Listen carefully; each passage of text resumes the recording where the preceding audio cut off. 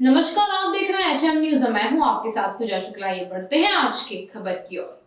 मोदी सरकार ने 80 करोड़ लोगों को मुफ्त खाद्यान्न, 90 मिलियन महिलाओं को मुफ्त गैस कनेक्शन, 3 करोड़ से अधिक लोगों को आवास और 41 करोड़ से अधिक जनधन खातों जैसी योजनाओं के माध्यम से गरीब कल्याण कार्यक्रमों को प्रभावी ढंग से लागू किया है। ठाणे शहर में आयोजित भाजपा के प्रदेश उपाध्यक्ष माधव भंडारी ने संवाददाता सम्मेलन में ये बात कही कि श्री भंडारी मोदी सरकार की 8वीं वर्षगांठ के अवसर पर भारतीय जनता पार्टी की ओर से आयोजित संवाददाता सम्मेलन में 8 साल की सेवा, सुशासन, गरीब कल्याण अभियान को जायज ठहराते हुए बोल रहे थे। उन्होंने कहा कि पिछले 8 वर्षों में मोदी सरकार ने अंत्योदय और एकीकृत मानवतावाद पर ध्यान केंद्रित करते हुए गरीबों के कल्याण के लिए कई योजनाएं लागू की हैं। साथ ही घरेलू सुरक्षा को मजबूत करने और एक ही भाषा में आतंकवादी ताकतों को जवाब देने की मजबूत नीति ने भारत की अंतर्राष्ट्रीय स्तर पर एक शक्तिशाली राष्ट्र के रूप में एक छवि बनाई और विश्व स्तर पर इसका सम्मान किया जा रहा है। यह सिर्फ और सिर्फ प्रधानमंत्री नरेंद्र मोदी के कुशल नेतृत्व के कारण ही संभव हो पाया है। 2014 में मोदी सरकार के सत्ता में आने के बाद से पिछले 8 वर्षों में भारत कई क्षेत्रों में तेजी से प्रगति कर रहा है। जम्मू कश्मीर के लिए अनुच्छेद 370 को निरस्त करने, राम मंदिर निर्माण में आने वाली बाधाओं को दूर करने, ट्रिपल तलाक प्रणाली को निरस्त करने, नागरिकता सुधार अधिनियम पारित करने जैसे निर्णय मोदी सरकार के कई वर्षों के समाधान रहे। हमेशा से अशांत रहने वाले पूर्वोत्तर भारत में हिंसा को मुक्त कराया, आंतरिक सुरक्षा को मजबूत करने के साथ कुछ अपवादों को छोड़कर पिछले 8 वर्षों में कोई बड़ा आतंकवादी हमला नहीं हुआ है। सीमा पर हमले का उसी भाषा में जवाब देते हुए भारत को एक मजबूत राष्ट्र के रूप में देखा गया है। उन्होंने आगे कहा कि ओबीसी आयोग को संवैधानिक दर्जा देकर 1 रैंक 1 पेंशन जैसे फैसलों को लागू करके बिना जातिगत आरक्षण के आर्थिक रूप से कमजोर लोगों को आरक्षण देकर मोदी सरकार ने समाज के सभी वर्गों को विकास की धारा में ला दिया। कोरोना संकट के दौरान मोदी सरकार का सुशासन अंतरराष्ट्रीय स्तर पर चर्चित हुआ। मोदी सरकार ने समय पर प्रतिबंध लगाने का निर्णय लेते हुए महज 9 महीने में 2 स्वदेशी टीके विकसित कर कोरोना के प्रसार को समय रहते रोका। मोदी सरकार ने भारत जैसे महाद्वीपीय देश में विकसित देशों को भी पीछे छोड़ते हुए टीकाकरण की चुनौती को सफलतापूर्वक पार कर लिया। कोरोना काल में प्रधानमंत्री ने गरीब कल्याण योजना लागू की ताकि यह सुनिश्चित हो सके कि गरीब भूखे ना। इस योजना की विश्व बैंक ने भी सराहना की है। उन्होंने ये भी कहा कि आत्मनिर्भर भारत की अवधारणा को साकार करने के कारण भारत की अर्थव्यवस्था दुनिया में सबसे तेजी से बढ़ने वाली अर्थव्यवस्था बन गई है। प्रेस कॉन्फ्रेंस में ठाणे शहर जिला अध्यक्ष विधायक निरंजन डावखरे, प्रदेश सचिव संदीप लेले, पूर्व ग्रुप लीडर नेता मनोहर डुम्बरे और महासचिव मनोहर सुखदारे उपस्थित थे।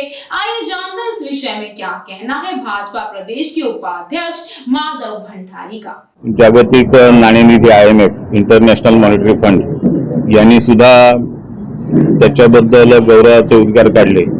ते म्हणजे दारिद्र्य निर्मूलनामध्ये आपण चांगलं यश मिळवतो आहोत आणि स्वतः IMFच्या म्हणण्याप्रमाणे आता केवळ 0.8% लोकसंख्या ही भारतामध्ये अत्यंत टोकाच्या दारिद्र्याखाली आहे। बाकीच्या लोकसंख्येला अतिशय टोकाच्या दारिद्र्यातून वर आणण्यामध्ये आपल्याला यश मिळालेलं आहे आणि त्याचं मुख्य कारण असं IMFने म्हटलेलं आहे की केंद्र सरकारने जी गरीब कल्याण अन्न योजना राबवली त्याच्यातून हे यश मिळालं असं IMFचं म्हणणं आहे। या गरीब कल्याण अन्न योजनेच्या माध्यमातून गेली 2 वर्ष 80 कोटी लोकसंख्येला मोफत धान्य पुरवलं जातं आणि त्यामुळे अनेक परिवारांचे, कुटुंबाचे अनेक प्रश्न सोपे झाले, सुटण्यामध्ये त्याला यश मिळालं। त्याखेरीज या काळामध्ये 11.22 कोटी स्वच्छतागृह बांधण्यात आली, 6.2 कोटी घरांमध्ये नळ कनेक्शन दिलं गेलं, 3.2 कोटी लोकांवर आयुष्यमान भारत योजनेमध्ये मोफत वैद्यकीय उपचार झाले, 190 कोटी पेक्षा अधिक लोकांचं मोफत लसीकरण झालं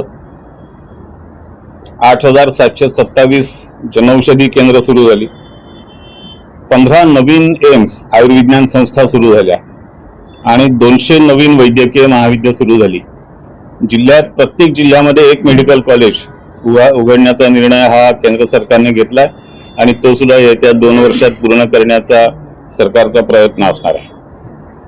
शेतकऱ्यांसाठी प्रधानमंत्री किसान सन्मान निधी योजनेमध्ये 11.5 कोटी शेतकऱ्यांना आतापर्यंत 1.82 लाख कोटी रुपयांचं वाटप झालंय. आता जो नवीन हप्ता दिला गेला तो वेगळा आहे. किसान क्रेडिट योजनेमध्ये 3.4 लाख कोटी रुपयांचं वाटप आतापर्यंत शेतकऱ्यांना झालंय. प्रधानमंत्री पीक विमा योजनेमध्ये 1 लाख कोटी रुपयाहून अधिक भरपाईचं वाटप हे शेतकऱ्यांना वेगवेगळ्या कारणांमध्ये दिलेलं आहे. जनधन योजनेमध्ये 25 कोटीहून अधिक महिलांची बँकेची खाती उघडली आहेत. प्रधानमंत्री मुद्रा योजनेच्या लाभार्थींमध्ये सुद्धा 80% जास्त महिला आहेत. राष्ट्रीय महामार्ग बांधणीचा वेग हा 208% वाढला. 2013-14 मध्ये दिवसाला 12 किलोमीटर रस्ते बांधले जात होते, आता दिवसाला 37 किलोमीटर रस्ते बांधले जात आहेत. देशात 80 नव्या विमानतळांची उभारणी सुरू आहे आणि 8.2% विकास दरामुळे वर्ष पूर्ण झाले. नेमका 30 पेक्षा जास्त योजना लोकांसाठी सुरू झालेल्या आहे. कुठल्या योजना अजून मागे राहिलेल्या काय सांगा?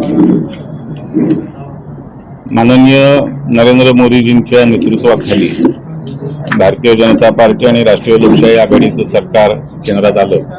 त्याला आता गेल्या 30 मेला 8 वर्ष पूर्ण झाली.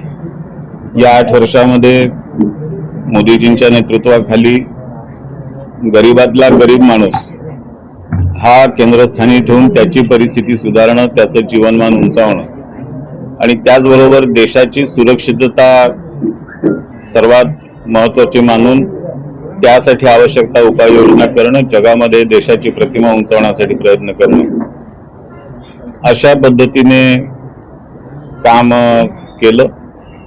सबका साथ सबका विकास, सबका विश्वास और सबका प्रयास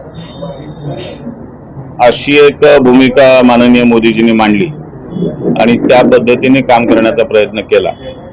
त्याचे काही फायदे जरूर दिसायला लागले की या काळामध्ये सर्वात महत्त्वाचा बदल जो झाला तो म्हणजे भारतातलं सेक्स रेशो, भारतामधला स्त्री पुरुषांचं प्रमाण जे आतापर्यंत संपूर्ण जगामध्ये टीकेचा विषय होतं, कारण भारतात पुरुषांपेक्षा स्त्रियांचं प्रमाण खूप कमी होतं. 1000 पुरुषांच्या मागे 970-980 स्त्रिया असं प्रमाण पडत होतं. 2015-16 मध्ये हे प्रमाण 1000 स्त्रियांच्या मागे 990 स्त्रिया असं होतं. यावर्षी हेच प्रमाण 1000 पुरुषांच्या मागे 1020 स्त्रिया इथपर्यंत आलेलं आहे आणि हे खूप मोठं यश आहे. या यशाबद्दल जगामध्ये चर्चा चालू आहे आणि मुख्यतः प्रधानमंत्र्यांनी जी बेटी बचाओ बेटी पढाओ योजना राबवली, स्त्रियांच्या आरोग्याबद्दलच्या विविध योजना राबवल्या, सुविधा उपलब्ध करून दिल्या, त्यातून हे यश मिळालेलं आहे. कामं, वेगवेगळे उपक्रम हे जनतेपर्यंत घेऊन जाण्यासाठी भारतीय जनता पार्टीच्या माध्यमातून, संघटनेच्या माध्यमातून अनेक उपक्रम गेल्या 30 मे पासून चालू केलेत. पक्षाच्या वेगवेगळ्या आघाड्या, मोर्चे यांचे कार्यक्रम सुरू झालेले आहेत आणि आजपासून अशा तऱ्हेच्या पत्रकार परिषदांचं आयोजन आम्ही पूर्ण महाराष्ट्राभर केलं आहे. आज आणि उद्या प्रत्येक जिल्ह्यात अशा तऱ्हेच्या पत्रकार परिषदा होत आहेत. सर, एकीतर्फे खातपासून तेलपर्यंत सर्व वस्तू वाढलेल्या, खाणाऱ्या वस्तू प्रत्येक वस्तू वाढलेल्या, कुठे कुठे महागाई वाढत आहे असं वाटतं. महागाई मुख्यतः वाढते ती वाहतुकीचा खर्च वाढला की महागाई वाढते आणि जगातल्या क्रूड ऑइलच्या परिस्थितीमुळे या वाहतुकीच्या खर्चामध्ये वाढ होते.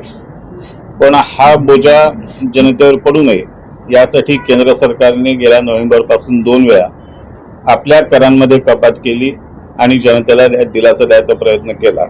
पण दुर्दैवाने महाराष्ट्रातलं सरकार आपल्या करांमध्ये कुठल्याही पद्धतीची कपात करत नाही. जनतेला दिलासा देण्यासाठी स्वतःच्या उत्पन्नामध्ये काहीही जनतेला देण्याचा प्रयत्न करत नाही आणि त्यामुळे महाराष्ट्रातली परिस्थिती ही अधिक अवघड बिकट झालेली आहे. एका महिन्याला 3 वेळा गॅसची किंमत वाढलेली आहे. आता सध्या जो कमी करण्यात आलेले पैसे तर कमर्शियल गॅसला कमी करण्यात आले. आता जे अनुदान केंद्र सरकारने द्यायला सुरुवात केली. 200 रुपयाचं अनुदान हे घरगुती वापराच्या गॅसवर सर्व ग्राहकांना द्यायला सुरुवात केली. तो ये थी आज की खबर. इस तरह की और खबरों में बने रहने के लिए देखते रहिए HM न्यूज़.